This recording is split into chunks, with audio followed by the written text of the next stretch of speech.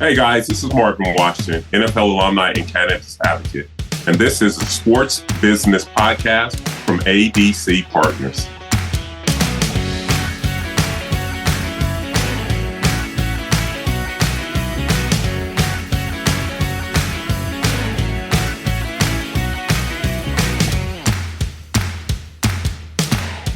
Hi, this is Dave Almy of ADC Partners, and thanks for stopping by to check out this latest episode of the Sports Business Conversations podcast.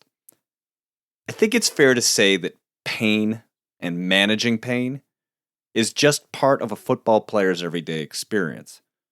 It's something a player just has to learn how to deal with. The entire culture of the sport kind of celebrates pain, right? Play through the pain, no pain, no gain, and of course my personal favorite, just rub some dirt in it. But the thing is, there's a human toll to all that pain. We've all seen stories of former athletes laid low by the toll of the sport. Unfortunately, many of those stories have terrible endings, often brought on by addiction to painkillers. Former NFL great Marvin Washington knows these stories all too well. A Super Bowl winner in the 90s with the Denver Broncos, Washington dealt with pain and treatment of that pain his entire career. He and his teammates tried every conceivable pain management technique, Tylenol, cold plunges, acupuncture, and more. And when those lost their effectiveness, they took opiates prescribed by team doctors. It wasn't until his playing days were over that he discovered that former teammates who smoked cannabis were far less reliant on opiates for dealing with pain than he was. After experimenting with cannabis for pain management, Washington became an outspoken advocate for medical cannabis use, even going so far as to sue the Attorney General and Department of Justice to decriminalize the drug. In our conversation, Marvin shares insights on how players are introduced to powerful medications at a young age, and how that continues through college and the pros. We talk about his cannabis advocacy, the drug's neuroprotective properties that serve as an alternative to traditional painkillers, and his work with LeafWell, a telemedicine company aimed at normalizing cannabis in healthcare. So thanks for listening in on my conversation with NFL great and cannabis advocate Marvin Washington. Hope you enjoy. Marvin, you played 11 seasons in the NFL. And that's a remarkably long career for an industry, I think, where the average is more like 4 to 5 years. And during that time, obviously, you have a fair share, like everybody, injuries and things like that. So I want, if you can, to get us started, can you talk about just how much pain management is part of a player's reality, particularly when you played in the 90s? So what's that experience like for the average player? Well, whether I played in the 90s or the 60s or today, it's part of it. They were talking about last week for the AFC Championship games, and we're talking about guys that were nicked up and banged and hurting. And first thing that popped into my mind was everybody's hurting at this point of the season. And, pain, opiates, benzodiazepine is part of the NFL's players' regime to get him through the season. And now the season is even longer, 17 games down from 16 games. So starting from August, you start that with the anti-inflammatories and what have you. And you have pain. If you need pain pills and what have you, opiates, that's part of it. It's just that doing it over 16, 17 weeks. And then if you take my career, 10, 11 years, and you all of a sudden cut that off. A lot of guys can't cut that spigot off. And then that's where you run into the problems at. But I don't know how players can play without taking pain pills, because I don't know if you can see my finger, but...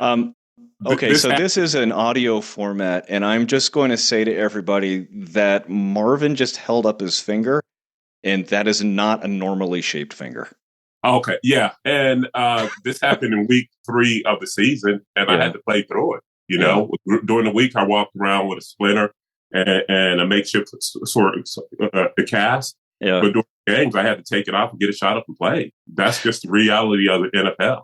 And it clearly has to be cumulative too, right? Because if you have an injury in week 3, you're dealing with that pain through weeks 4 through 16, now 17. So I'm assuming then the teams have to find new ways to help you perform while continuing to block out that pain. So I'm assuming the treatments become more and more extreme. Is that the right word? It all depends. Like if it's a lower extremity, to me, what happens, upper body injuries, they didn't bother me too much. Okay. But everybody needs their leg, you know. And, say I had a high ankle sprain, they're usually 3 to 4 weeks. But I came back after 2 weeks because we went to the extreme with the treatment, went out to regular therapy or Western therapy. We went to acupuncture. Yeah. We did deep tissue massages. We did hot and cold treatment, and plus the pharmaceuticals too. Well, and that's where this conversation ends up having to turn, right? Because at some point, let's call them more natural treatments, the hot and colds, the massages, the acupunctures, while they can be effective, they are going to lose their efficacy, particularly when you're talking about the extremes. So then a lot of players probably are introduced to what you talked about earlier, opioids as pain treatment in their careers to be able to do that. Is that the message that teams give you? Is like, okay, well, take this now, and that's going to help you manage the pain. Yes, but I was used to it because I also played in college. You know, and the thing is that people don't realize that professional football players and people in contact sports, they're introduced to these at 17, 18, and then they go through college and they're handed out just as frequently as they are in the NFL because you're still hitting your head, still banging your body, you're still doing that thing and having these collisions at 15, 20, 30 miles an hour, whether it's college, whether it's NFL. And if you gather a room full of people, of 100 people, and you ask them, have they taken Percocets, Vicodin, Tylenol 3s, how many would raise their hand? I think it'd be in the minority. But if you did it with football players, you'll see that it's the majority of guys. And that's just the way it is, man. And that's why, we'll talk about it. That's why I'm doing what I'm doing.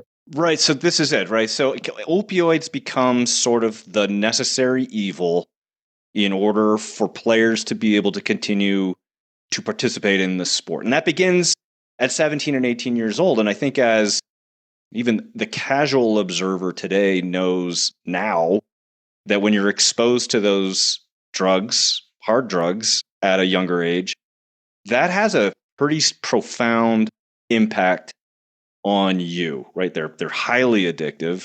They become a shortcut towards adjusting and managing that pain. But that's how at that time, and today to a certain extent as well, players manage their pain. It was dealing and using these drugs from, like you said, 17 years old. It's pervasive, correct? Well, I don't think the NFL, their team trainers and doctors know any other way. Right. It's the tool that they have. It's the tool that they have. And I can have a larger conversation about the team doctor, and who he's putting first because they're trying to get you back on the field. For the NFL team, you're a commodity. Right. And, your best ability is your availability. And they're going to want you back on that field. And then you feel the pressure, internal pressure yourself because you don't want to let down your teammates. You don't want to let down the coaches that are counting on you. So you do what you can to get back on the field. But that's also the doctor, right? He works for the team. So his might not always be looking out for your best interests in this equation, right? He's kind of a conflicted character. I know this is audio, but when I said doctor, I put it in air quotes, team doctor. I put it in air quotes. He puts it in air quotes with some slightly mangled fingers. That's the whole thing is that it's the team doctor. And his fiduciary duty is not to you, and they're supposed to be to you, but it's to the team. And they're going to do everything they can to get you back out on that field and make you perform at, your highest ability. So you play throughout the 90s, end up winning a Super Bowl with the Denver Broncos. I'm assuming, and then pain is sort of a constant, managing it. At what point in your career did cannabis first get on your radar as an alternative means to address some of the issues, some of the pain that you were experiencing? So my experience with cannabis is, I'm Generation X, one of the first Generation X, and it's the best generation, by the way. without question. But I grew up with older brothers and sisters, and I was introduced to it early, not using, just being around and what have you. Yeah, and I played high school basketball, and I used to smoke, before the games because it calmed me down, got me into my zone. I could blank out the crowd and the pressure of basketball and shoot free throws and all that. That's when I started using it. And once I went to college, I stopped. In the NFL, I didn't do it because, the NFL was just like high school. I was with the Brewers. I drank a lot of beer and with Scott. But I knew guys that did, and we go over, after practice sometime, you go over guys' house and play some video games. The guys be having a session right there. I didn't understand the reason why they were doing it, because I just thought, hey, I got my beer, they got their cannabis and what have you. But I always say, like, guys using cannabis, nobody was getting high just to get high. Everybody was getting high to feel better. And that goes for everybody in society, David. Nobody's just smoking cannabis to get that psychotropic effect. They want to feel better. And that's why I've come to the conclusion, and I know everybody in this industry come to the conclusion, that cannabis is medicine. Yeah. Was there a point where you went like, okay, just smoking for, social purposes and things like that, where the ability of it, like, wow, this is really decreasing some of the pain that I've been experiencing in the past and things like that? Was there a moment that you kind of realized that? Well, I just know the guys that smoke cannabis, they were on less of the anti-inflammatories because I was eating Naproxen and Indocin like they were candy. Oh, yeah. And, they come in the next day and I would have to go take my coffee and take my anti-inflammatories, but they didn't. I didn't put the two and two together at the time. I think their bodies for them, and if you talk to some of the guys that actively did it, like Ricky Williams and Kyle Turley and what have you, is they'll tell you about the medicinal benefits of cannabis on their body and how let them recover more. And they didn't have to take like I said, I walked around in my pocket with anti-inflammatories, and they worked. But if I would have known then to a natural alternative, I definitely would have taken it. And suffice it to say that the NFL, particularly at that period of time, and this has changed recently, but the NFL at that period of time, cannabis was a no-fly zone. That was a tested drug. And it was, you could get suspended for using cannabis back in the 90s. You could get fined and suspended, and the guys did. But let me say something about the NFL's drug policy back then. Yeah. It was more of an intelligence test because you knew when you were going to get tested. Okay, so right. The guys that were smoking, they would stop smoking like a month before training camp, a couple weeks before training camp. And then that night, walking through the dorm, you knew the testing was over because you could smell it in the air. So it was more or less an intelligence test. If you get caught using cannabis, you don't deserve to play in the NFL. Because that was going to be your only test. It was going to be your only test, and they care more about performing enhancing drugs like steroids and what have you. Right, exactly. So I'm wondering when then you started to become aware of cannabis was making you feel better. You could use less of the pharmaceuticals in order to do this. So when did it go from being like, okay, I'm just a user, to being an advocate for it? Was there a catalyst moment for it? Like I said, I did not use cannabis outside of high school. Mm-hmm. And in 2011 or 12, I was approached at a golf tournament. Okay. So this is after the playing career is over? This is way after the playing career. Way after. Okay. Yeah, I went from beer to scotch by then. Okay, yeah. All right. So a different sort of medicine. But I was approached at a golf tournament about somebody saying about cannabis and how it could protect the brain and what have you. And I went back out to the country club the next week and we had lunch and he was telling me about it and telling me CBD and I was a neuroprotectant for the brain, this, that, and the other. I did not know this. So I signed on with them like a couple weeks later. And this is when the NFL concussion lawsuits were happening, whatever. And there were still guys, I think Junior Seau just committed suicide or what have you. Once I did a deep dive into this deal and was around the cannabis community and these cannabis doctors and nurses, and people that were proficient about it and handled it a professional way. Mm-hmm. I was like, amazing. My mind was blown. And I just learned more and more about it. And I got really good at speaking about it and becoming an advocate for athletes and trying to give CBD and cannabis out to my teammates that were still ex-teammates that were still taking opiates. And they had played it down in 15 and 20 years and they were still taking Vicodin. They were still taking Tylenol 3s. You know, they were still taking painkillers for the pains that they had in their body. And I was like, here's an alternative. Here's an alternative. Did you have people, athletes that you spoke to, push back against cannabis as a tool because of just the way it's perceived? I had one guy do that. One guy. Everybody else, either they're using it or they're kind of curious, as we call it.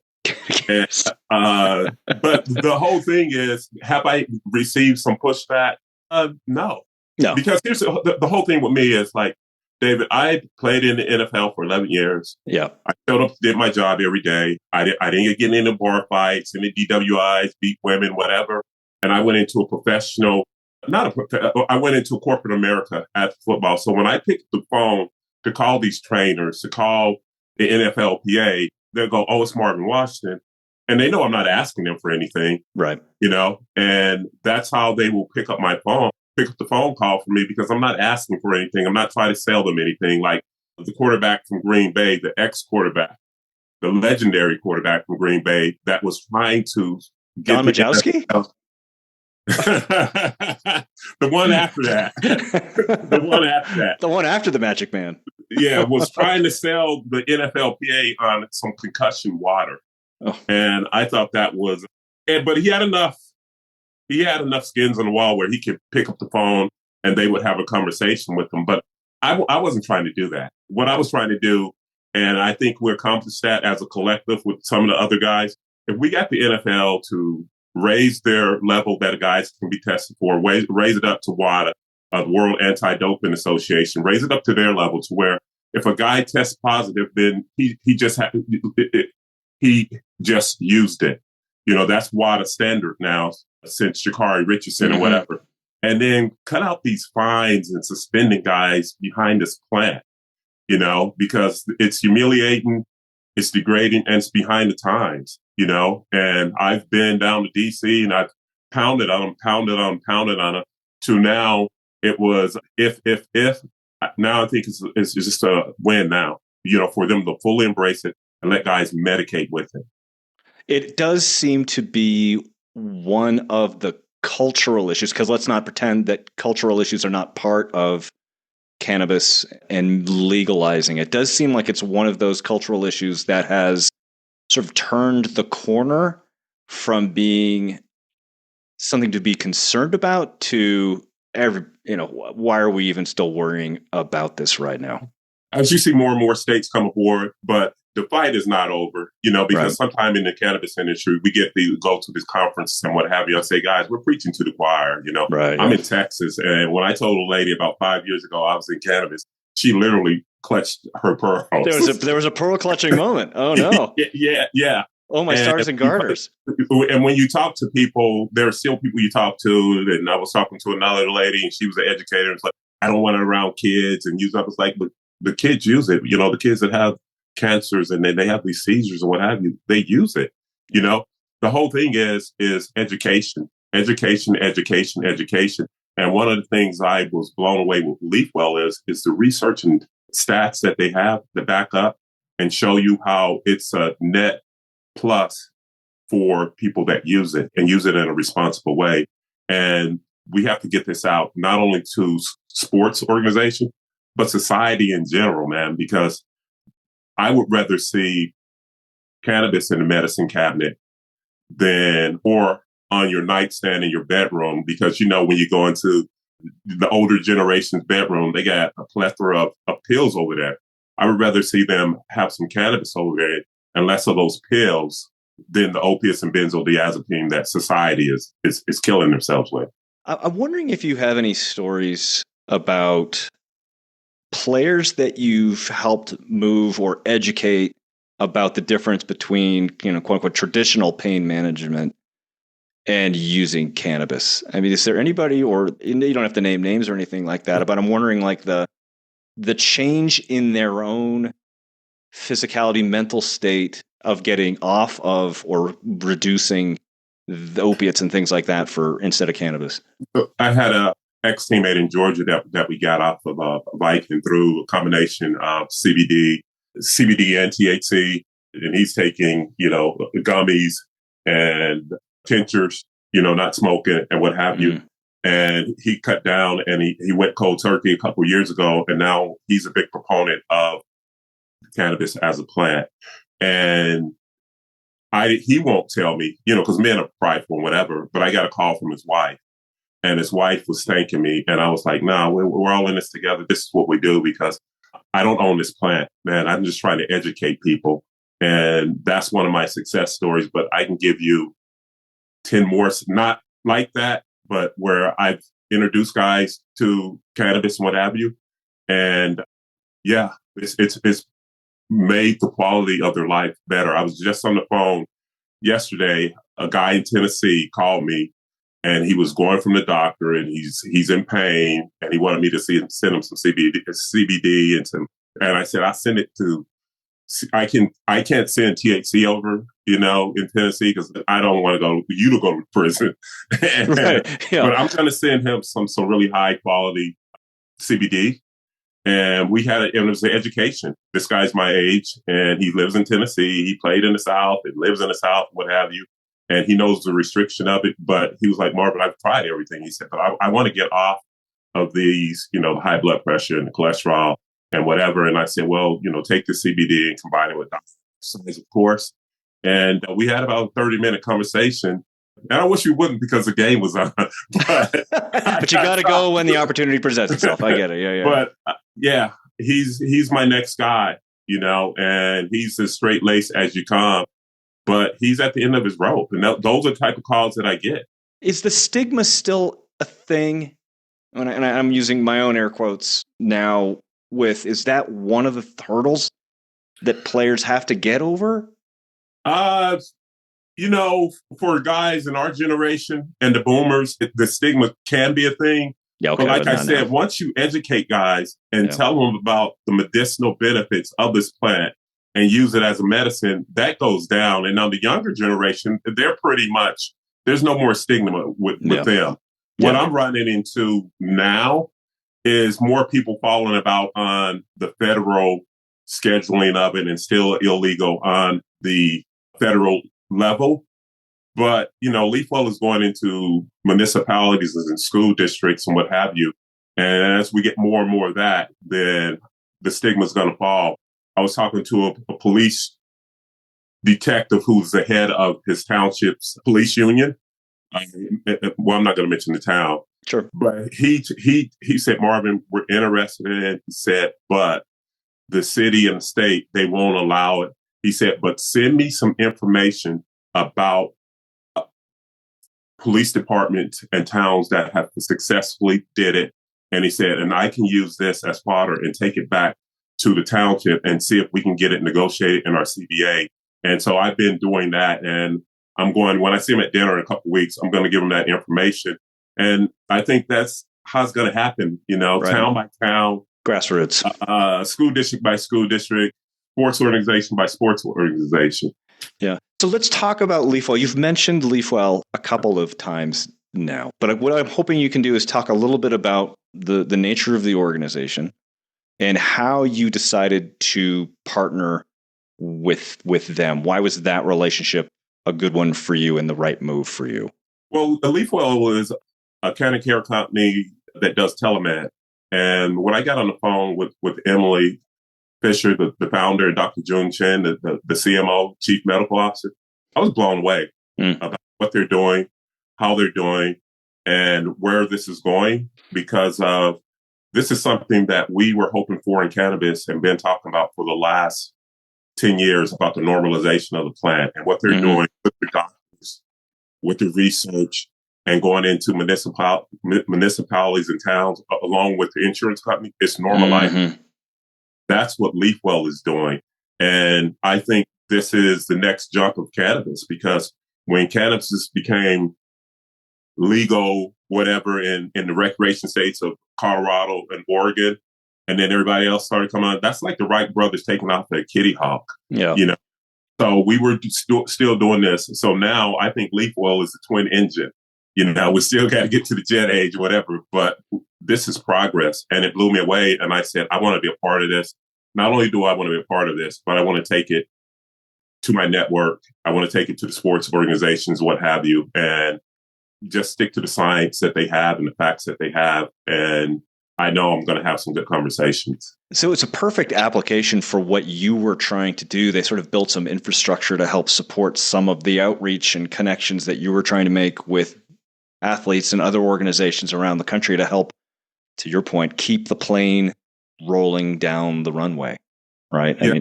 Yes. Like I said, with the research and data that they have, with the medical doctors that they have, with the insurance companies that they're working with, that's just normalization.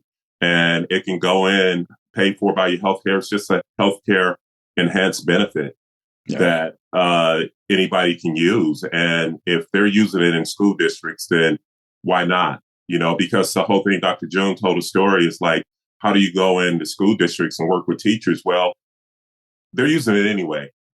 And do you want a fifth grade math teacher taking an elbow and having a bad episode in front of her classroom, or do you want her to get it from a doctor and tells her how to prescribe it and when to use it and have no issue with it? This thing, cannabis, is not going away.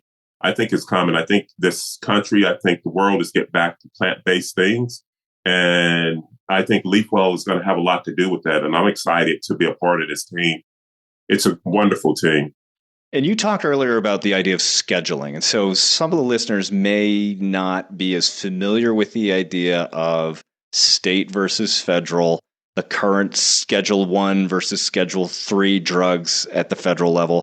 So can you provide just a little bit of perspective on what about the idea of scheduling for marijuana and cannabis, and where you think things are headed at the federal level? You had mentioned you'd been to DC and had some of those conversations. Do you have any thinking or insights about where you feel like that's all headed? Well, number one, for your listeners, Schedule 1 is the classification where the DOJ and the FDA has put drugs that have no medical use or benefit, like LSD and heroin, and cannabis is on there. And we can have another kind of conversation why cannabis is on there, and it kind of like pisses me off, actually. But we'll have a conversation about that. But there's been talk with the FDA. They had a meeting last year in December about descheduling and bringing it down to Schedule 3, which would put it on like over the counter, and it can be prescribed and has a medical benefit. And in that way, it takes off the lid of it being federally prohibited.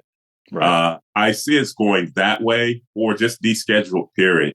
Mm-hmm. This plant needs to be studied, researched, and I think in 100 years, they're going to look back at us and think we're idiots with all the things that we're going to find out about this plant and the research that's going to go into it and all the money that's going to come into it. It's going to be phenomenal. And I think they're going to be medicating on plant-based medicine instead of these opiates, benzodiazepines that we've been killing ourselves with for the last 70, 80 years. There's a long list of things that people from 100 years from now are going to look back and go, what were they thinking? But certainly cannabis is going to be high on that list. Marvin, since you began your advocacy work, what's changed in the conversation? I mean, are you hopeful about the opportunities ahead? I feel like we talked about, like, it feels like the pendulum is swinging. Talk a little bit about your vision for the future and any optimism that you may have about a positive outcome here. Well, since I've begun, like you said, the pendulum is swinging towards progress, towards getting rid of that stigma.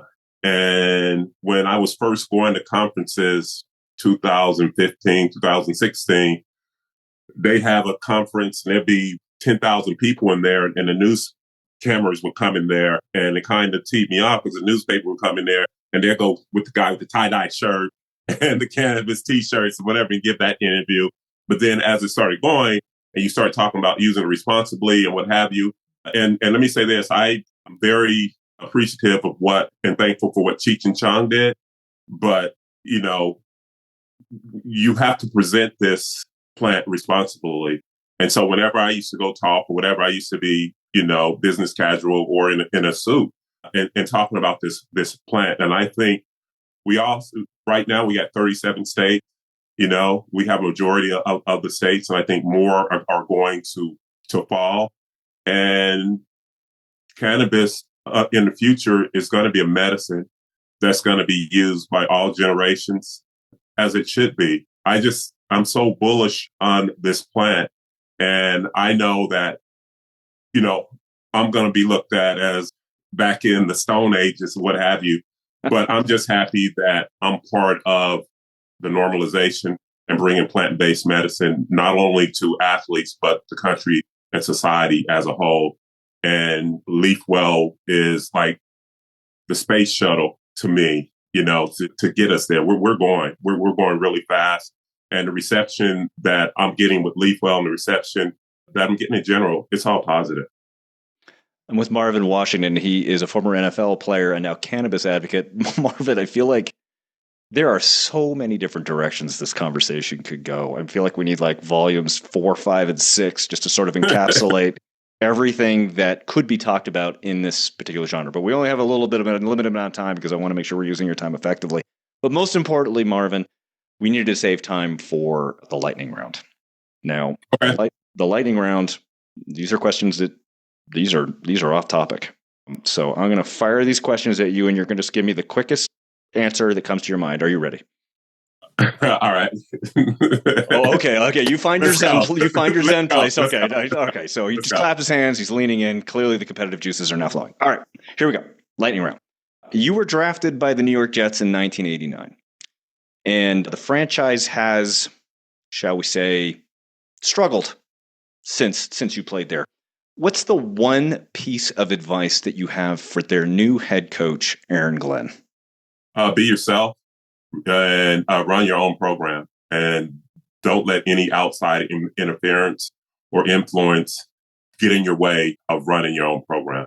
Right. The New York press so fabulously taciturn when it comes to their football teams. You were an Idaho Vandal. Yes, sir. What was the most vandalizing thing you've ever done? I can't say. Oh, okay. I can't. I'd rather say no comment on that. Okay, so clearly some good we had some vandals. Let's just, okay, you lived up to the namesake. Okay. Next question. What is your favorite cannabis recipe? I have a friend that makes pretty good cannabis brownies. Okay. They're really good, and they're gluten-free and fat-free. I'm not going to, mention the company and what have you, but they're really good. All right. Noted. So they're out there. Everybody will just have to taste test on their own. Last lightning round question. You somewhat famously sued U.S. Attorney General Jeff Sessions in the Department of Justice over marijuana legalization. Pretty sure Jeff is a regular listener on the show. Anything you'd like to say to him at this point? Nothing personal. I was on the DLJ, and he just happened to be the AG at the time. It's nothing personal, and it might have been a little personal. we wanted to take this fight on, and I think we made a lot of progress with that. And it got as far as the Supreme Court having to take a look at it, and they decided not to. But it's the first time a federal district judge said that cannabis has medicinal benefits, and so that's part of the progress that happened, and it's still happening to this day. Part of the record. Marvin Washington, really appreciate the time. David, thank you. Thanks for listening to this episode of the One-on-One Sports Business Conversations podcast. If you enjoyed it, we always appreciate a subscribe, share, comment, or like. And don't forget, you can always find past episodes at abcpartners.com/podcast. This podcast is written, produced, edited, and hosted by Dave Almy. And the theme music was composed by Scott Holmes.